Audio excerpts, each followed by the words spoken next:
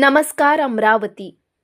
मध्य पूर्वेत सुरू असलेल्या तणावपूर्ण परिस्थितीचा परिणाम आता विमान प्रवासावर सुद्धा दिसून येत आहे। आखाती देशांमधील युद्ध सदृश स्थितीमुळे इंधनाच्या किमतीत मोठी वाढ झाली असून त्याचा थेट फटका विमान कंपन्यांना बसत आहे। विमान कंपन्यांच्या एकूण खर्चात इंधनाचा वाटा सुमारे 40% असल्याने या वाढीचा भार प्रवाशांवर टाकण्यात आला आहे। याचा परिणाम अलायन्स एअर द्वारे सुरू असलेल्या मुंबई अमरावती मुंबई विमान सेवेवर स्पष्टपणे जाणवत आहे। 16 एप्रिल 2025 रोजी सुरू झालेल्या या सेवेकरिता सुरुवातीला अमरावती ते मुंबई प्रवासाचे किमान भाडे सुमारे 2100 रुपये होते। मात्र सध्या हेच भाडे वाढून सुमारे 3989 रुपयापर्यंत पोहोचले आहे, जे जवळपास दुप्पट आहे। प्रारंभी आठवड्यातून 3 दिवस सुरू असलेली ही सेवा नंतर 4 दिवस करण्यात आली होती। आता 29 मार्च पासून ही सेवा आठवड्यातून 5 दिवस चालवली जाणार आहे। रविवार, सोमवार, मंगळवार, बुधवार आणि शुक्रवार या दिवशी विमान सेवा उपलब्ध राहणार आहेत। नवीन वेळापत्रकानुसार मुंबई या ठिकाणाहून सकाळी 7:05 विमान उड्डाण घेऊन अमरावती येथे 8:50 या ठिकाणी पोहोचणार आहे। त्यानंतर अमरावतीहून सकाळी 9:15 उड्डाण होऊन मुंबईत 11 वाजता आगमन होईल। अमरावती हे विदर्भातील एक महत्त्वाचे शैक्षणिक आणि औद्योगिक केंद्र असल्यामुळे मुंबईकडे प्रवास करणाऱ्यांची संख्या मोठी आहे। शिक्षण, व्यवसाय, उद्योग आणि प्रशासकीय कामांकरिता नियमित प्रवास करणाऱ्या नागरिकांवर या दरवाढीचा परिणाम होत आहे। त्यामुळे भाडेवाढ नियंत्रित ठेवावी अशी मागणी प्रवाशांकडून होत आहे। यापूर्वीही भाडेवाढीवर नाराजी व्यक्त केली जात होती। या संदर्भात काँग्रेसचे खासदार बळवंत वानखडे यांनी केंद्रीय नागरी विमान वाहतूक मंत्री किंजरापू राम मोहन नायडू यांच्याकडे निवेदन सादर करून ही सेवा सर्वसामान्यांकरिता परवडणारी ठेवण्याची विनंती केली आहे। दरम्यान प्रवाशांच्या वाढत्या मागणीमुळे विमान सेवेची वारंवारता वाढवण्यात आली असली तरी वाढलेल्या तिकीट दरामुळे प्रवाशांमध्ये आता असंतोष कायम आहे।